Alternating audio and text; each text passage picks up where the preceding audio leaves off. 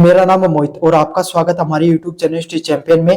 तो जैसा कि आप जानते हो, आपका जो यूजी फर्स्ट सेमेस्टर का जो एग्जाम हुआ है, इन्वायरमेंटल स्टडीज का एबिलिटी एनहेंसमेंट कोर्स का जो पेपर हुआ है, उससे संबंधित अभी पेपर खत्म हुआ है। इसके आंसर की आपके सामने बनाकर दे देता हूं मैं।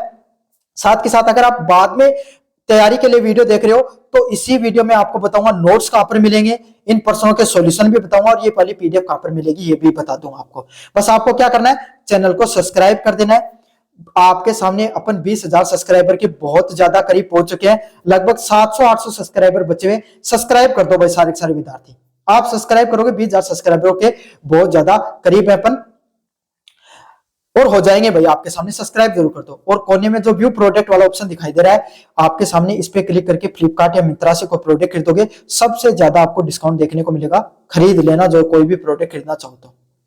चलिए पेपर की बात करें, ये पेपर आपका कुल कितने घंटे का देखने को मिला था? 2 घंटे का पेपर देखने को मिला था। कितने घंटे का? 2 घंटे का आपको पेपर देखने को मिला था। नंबरों की बात करें, कितने नंबर का पेपर था? 100 नंबर का पेपर था। 40 अंक यहां पर इसलिए लिखे जाते हैं, आपको भाई पास होने के लिए आपके सामने 40 अंक चाहिए होते हैं। समझ में आ गया? अब पैटर्न क्या रहता है आपके सामने, एक बार पैटर्न बता देता हूं। चलो पैटर्न रहने देते हैं, यहीं पर बता दूंगा पैटर्न क्या है। प्रश्नों की बात करते हैं। प्रश्न क्या है? What is environmental, what is environment, पर्यावरण क्या है? तो पर्यावरण मैंने कितनी बार ये प्रश्न सेम टू सेम बहुत बार पढ़ाया था, सेम टू सेम देखने को मिला है। पर्यावरण क्या होता है? पर्यावरण हमारे चारों ओर प्राकृतिक जो आवरण देखने को मिलता है, वायु, भूमि, जल, जीव जंतु आपके सामने जो पाए जाते हैं, और सारे के सारे घटक आपके सामने मिलजुल कर क्या करते हैं, एक पूरी की पूरी प्राकृतिक जो आवरण का निर्माण करते हैं, उसी को पर्यावरण के नाम से जाना जाता है। ये पर्सन मैंने बाकायदा सुबह वेरी शॉर्ट टाइप क्वेश्चन की जो वीडियो कराई थी वो उससे आया है, सेम टू सेम। पढ़कर गए थे ना? नहीं पढ़कर गए तो नहीं आया होगा, अगर पढ़ के गए थे तो सेम टू सेम मैंने पढ़ाया था, वही पर्सन देखने को मिला है। अगले वाला प्रश्न है, सारे के सारे विद्यार्थी बताओ जो मेरे से पढ़ के गए थे, कितना प्रतिशत जो अंक है जो मेरे पढ़ाए हुए प्रश्नों में से आए हैं? कमेंट कर दो सारे के सारे विद्यार्थी। पर्यावरण के प्रमुख घटकों के नाम बताइए। Name the major component of environment. Environment के कितने घटक होते हैं? 2 घटक देखने को मिलते हैं। बार बार बताया था, जैविक घटक और अजैविक घटक। जैविक घटक क्या होते हैं आपके सामने? जैविक घटक वो वाले घटक होते हैं आपके सामने जिसमें जीव जंतु आते हैं। बार बार बताया, जैविक मतलब जीव जंतु, जिसके अंदर आपके सामने पेड़ पौधे, मनुष्य, जीव जंतु जितने आते हैं वो जैविक घटक होते हैं। अजैविक घटक कौन से होते हैं? जिसके अंदर आपके सामने क्या देखने को मिलते हैं भाई? जिसके अंदर देखने को मिलते हैं आपके सामने अनिर्जीव चीजें। सूर्य ताप, सूरज का ताप हो गया, तापमान हो गया, वायु हो गया, जल हो गया, खनिज हो गया, लवण हो गया, ये सब क्या है? अजैविक घटक है। सब क्या भाई आपके सामने अजैविक घटकों के नाम से जाना जाता है। समझ में आ गया किस नाम से जाना जाता है? अजैविक घटकों के नाम से जाना जाता है। चलिए भाई अगले वाले प्रश्न की बात करें। What is an ecosystem? परितंत्र क्या होता है? इकोसिस्टम क्या होता है?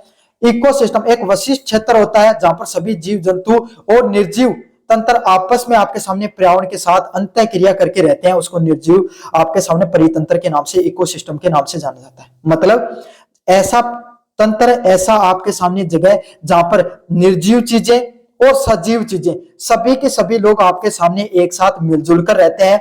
जिस तंत्र के अंतर, उसको क्या कहा जाता है? परितंत्र के नाम से जाना जाता है। और सभी के सभी लोग एक दूसरे के अंदर सहायक होते हैं, एक दूसरे के जो पूरा सिस्टम है उसके अंदर आपके साथ जुड़े रहते हैं, उसको इकोसिस्टम के नाम से जाना जाता है।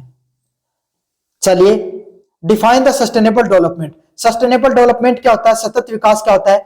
सतत विकास का अर्थ होता है कि आप अपनी जनरेशंस का भी डेवलपमेंट करो, मतलब आप अपनी आवश्यकताओं को पूर्ण करते हुए आने वाली जो आपके सामने जो पीढ़ियां हैं उसके लिए भी संसाधनों को बचाकर रखो। उस प्रकार के विकास को क्या कहा जाता है? सतत विकास। मतलब आप अपनी जरूरतों के विकास को भी करो और आने वाली जो जनरेशन, आने वाली जो आपके सामने पीढ़ियां हैं उनके विकास के लिए भी संसाधनों को बचाकर रखते हो, उसको सतत विकास के नाम से जाना जाता है। किस नाम से जाना जाता है भाई? सतत विकास के नाम से जाना जाता है। यही आपके सामने सस्टेनेबल डेवलपमेंट होता है। मोस्ट इंपोर्टेंट पर्सन है। क्या है? मोस्ट इंपोर्टेंट पर्सन है भाई।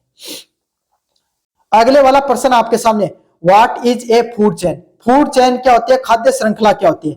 क्या होती है भाई आपके सामने फूड चेन? खाद्य श्रृंखला आपके सामने क्या होती है? जब सारे के सारे जीव जंतु आपके सामने एक दूसरे को खाते हैं, जिसमें मैंने बताया था सबसे नीचे वाले जो श्रेणी होती है उसमें उत्पादक आते हैं। उत्पादक कौन होते हैं? जो खाने को निर्माण करने का काम करते हैं, जैसे पेड़ पौधे खास करके उसके अंदर आते हैं। पेड़ पौधे मतलब गेहूं हो गया, चना हो गया, जो हो गया, सरसों बाजरा जो अपन खाते हैं, घास हो गया, वो सभी क्या होते हैं? उत्पादक होते हैं। उनको ऊर्जा कहां से मिलती है? आपके सामने सूर्य के माध्यम से मिलती है। अब घास को हिरण ने खाया, समझ में आ गया? हिरण को किसने खाया? हिरण को आपके सामने शेर ने खाया, शेर को गिर्द ने खाया और गिर्द को किसी डिकम्पोजर ने खा दिया।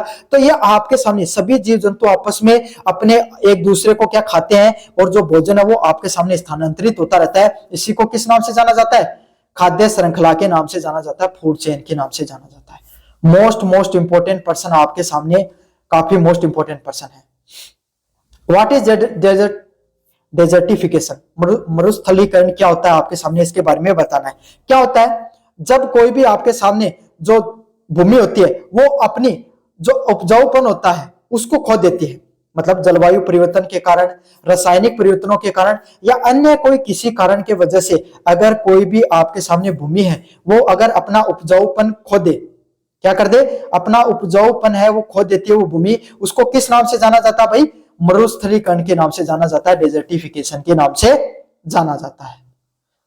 समझ में आ गया आपको अच्छे से? वाला पर्सन काफी ज्यादा मोस्ट इंपोर्टेंट पर्सन है। आप आगे जाओगे तो आगे भी ये पर्सन देखने को मिलेगा। What is biodiversity? जैव विविधता क्या होती है? क्या होती है जैव विविधता? पृथ्वी पर जो अलग अलग प्रकार के आपके सामने जो जीव जंतु पाए जाते हैं, जैसे मनुष्य है उसकी भी अलग अलग प्रजातियां होती हैं। मनुष्य से नहीं समझ में आता, आपके गाय बंधी होगी। अब गाय देखो आपके सामने, हरियाणा की गाय अलग है, देसी गाय अलग है, राठी गाय अलग होती है आपके सामने, और आपके सामने उसकी भी अलग अलग 4-5 प्रकार की नस्लें होती हैं। विदेशी नस्लें अलग होती हैं, ज्यादा दूध देने वाली होती है, कोई कम दूध देने वाली होती है, किसी का फैट ज्यादा होता है ना। तो यही आपके सामने एक प्रकार की प्रजातियों के अंदर जो अलग अलग प्रकार की विविधता पाई जाती है जीव जंतुओं में, उसको जैव विविधता के नाम से जाना जाता है। किस नाम से जाना जाता है भाई? जैव विविधता के नाम से जाना जाता है। समझ में आ गया आपको अच्छे से? काफी ज्यादा मोस्ट इंपोर्टेंट पर्सन है। अब आपके सामने आगे बढ़ने से पहले काफी विद्यार्थियों का सवाल होता है, सर ये जो पीडीएफ पढ़ा रहे हो ये आपको कहां पर मिलेगी और नोट्स वाली पीडीएफ कहां पर मिलेगी? तो इस पीडीएफ को अगर आप फ्री में प्राप्त करना चाहते हो, डिस्क्रिप्शन में टेलीग्राम का लिंक दे रखा है, वहां पर ये सारे नोट्स फ्री में मिल जाएंगे। उसके लिए आपको यूनिवर्सिटी चैंपियन पीडीएफ लिखा है, इस पर क्लिक करना है। क्लिक किया, आपको क्या करना है? नीचे की तरफ आना है। क्या करना है? नीचे की तरफ आना और उस फाइल वाले सेक्शन पे क्लिक करना है। क्लिक किया, उसके बाद में आपको यहाँ पर जो सर्च वाला ऑप्शन दिखाई दे रहा है इस पे क्लिक करना है। क्लिक करने के बाद में आपको सिंपल इन्वायरमेंट सर्च करना है।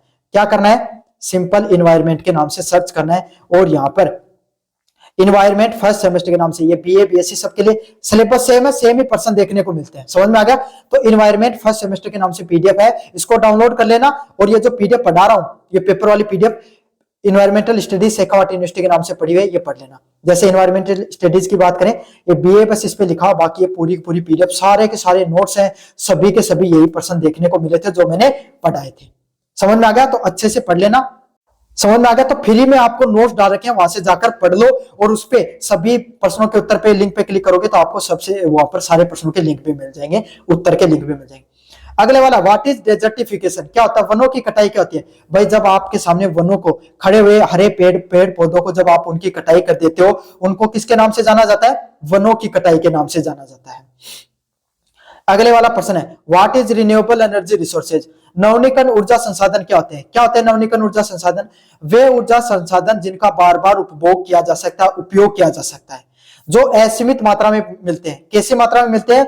असीमित मात्रा में आपके सामने जो संसाधन मिलते हैं जिनको बार बार उपयोग किया जा सकता है, उनको नवीनीकरण ऊर्जा संसाधनों के नाम से जाना जाता है। इतना समझ में आ गया आपको अच्छे से? साथ के साथ स्वच्छ ऊर्जा का भाग होते हैं, इनको आप क्या होता है आपके सामने? स्वच्छ ऊर्जा पाई जाती है जिनसे प्रदूषण नहीं देखने को मिलता है, उनको नवीनीकरण ऊर्जा संसाधनों के नाम से जाना जाता है। अगला है, what is in situ conservation? In situ conservation क्या होता है आपके सामने? कोई भी जीव जंतु होते हैं, सभी के सभी जीव जंतुओं को आप क्या करते हो भाई? उनकी जैसे इन्वायरमेंट में, जैसे पर्यावरण में वो पले बढ़े हैं, जैसा पर्यावरण उनको जरूरत होती है, उस पर्यावरण में जीव जंतुओं को संरक्षित करके रखा जाता है। उनको इन सेतु संरक्षण के नाम से, इन सेतु कंजर्वेशन के नाम से जाना जाता है। जैसे कि शेर है, हाथी है, हिरण है, ये आपके सामने जंगल में रहना ज्यादा पसंद करते हैं, तो इनको जंगलों में रखा जाए, राष्ट्रीय उद्यान में, राष्ट्रीय अभ्यारण्य में, आपके सामने बायोस्फीयर रिजर्व में रखा जाए, तो इसी को इन सेतु कंजर्वेशन के नाम से जाना जाता है। मुझे उम्मीद है आपको अच्छे से समझ में आ गया होगा इतने प्रश्न, और पीडीएफ आपको फ्री में वापस टेलीग्राम पे डाल ही रखी है, जाकर अच्छे से पढ़ लो।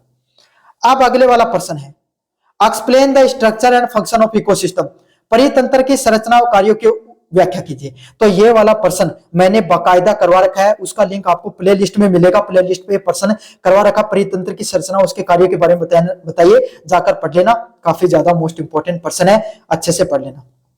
अगले वाला, discuss the energy flow in a ecosystem and reference to the food chain and food web, खाद्य श्रृंखला एवं खाद्य जाल के संदर्भ में परितंत्र में ऊर्जा प्रवाह की चर्चा कीजिए। तो खाद्य श्रृंखला क्या होती है, खाद्य जाल क्या होती है, उसके आपके सामने संदर्भ में जो ऊर्जा तंत्र होता है उसके बारे में आपको विस्तार से बताना है। समझ में आ गया? इस प्रश्न, ये भी प्रश्न मैंने बाकायदा प्ले लिस्ट में करा रखा, जाओ और जाकर पढ़ लो। अगले वाला प्रश्न है यूनिट नंबर 2 का, describe forest and grass land ecosystem with suitable example, one तथा घास भूमि परितंत्र को उपयुक्त उदाहरणों के साथ समझाइए। मतलब वन और घास भूमि परितंत्र क्या होता है उसको आपको उदाहरणों के साथ बताना है, काफी ज्यादा मोस्ट इंपोर्टेंट प्रश्न है, अच्छे से कर लेना। Explain the cause and impact of land degradation and soil erosion, ये प्रश्न मैंने बाकायदा करवा रखा है, प्ले लिस्ट में उसका लिंक भी डिस्क्रिप्शन में दे रखा है। वन क्षरण व वर्धा अपर्दन के क्या क्या कारण होते हैं उसके बारे में आपको विस्तार से बताना है। Unit number 3, discuss the effect of mining and dam construction on the environment, खनन और बांध निर्माण से पर्यावरण पर क्या प्रभाव पड़ते हैं इसके बारे में आपको चर्चा करनी है। Explain the problem related to the water resources, Bharat में जल संसाधनों की समस्याओं से संबंधित समस्याओं की व्याख्या कीजिए, काफी ज्यादा मोस्ट इंपोर्टेंट प्रश्न है, इसको भी आपको अच्छे से करके जाना था। मैंने बताया था नवीनीकरण ऊर्जा संसाधन आएगा, आया और आया, है ना। व्हाट इज बायोडायवर्सिटी, जैव विविधता के कितने स्तर होते हैं, ये वाला भी प्रश्न मैंने बताया था। 80% जो मैंने नोट्स दिए ना वहीं से प्रश्न आपके सामने देखने को मिले हैं। चलिए अगले वाला प्रश्न है, explain the detail in component of the environment and it's inter relationship, पर्यावरण के घटकों से संबंधित बायोटिक है, बायोटिक प्रश्न सेम टू सेम करवा रखा है, जाकर मेरी पीडीएफ में देख लेना, अच्छे से पढ़ लेना। उनके पारस्परिक संबंधों के बारे में विस्तृत वर्णन कीजिए, काफी ज्यादा मोस्ट इंपोर्टेंट प्रश्न है। Discuss the different type of ecosystem and there structure function and case studies, विभिन्न प्रकार के परितंत्रों की संरचना, कार्यों और उदाहरणों के बारे में बताइए, यह भी काफी ज्यादा मोस्ट इंपोर्टेंट है, बार बार रिपीट होता है। Critically examine the impact of human activities on natural resources and biodiversity, प्राकृतिक संसाधन व जैव विविधता पर मानव गतिविधियों के प्रभाव की समालोचनात्मक विश्लेषण कीजिए, काफी ज्यादा मोस्ट इंपोर्टेंट प्रश्न है। Explain the biodiversity conservation method and role of India as a mega biodiversity nation, बताया था वाला प्रश्न, कराया था, वही देखने को मिला है। जैव विविधता संरक्षण की विधियों के बारे में बताइए, महाजैव विविधता राष्ट्र के रूप में भारत की क्या भूमिका उसके बारे में विस्तार से बताना है। तो ये था आपका पेपर, कैसा लगा वीडियो जोर से बताना, चैनल को जोर से सब्सक्राइब कर देना, करवा दो भाई 20,000 सब्सक्राइबर। धन्यवाद।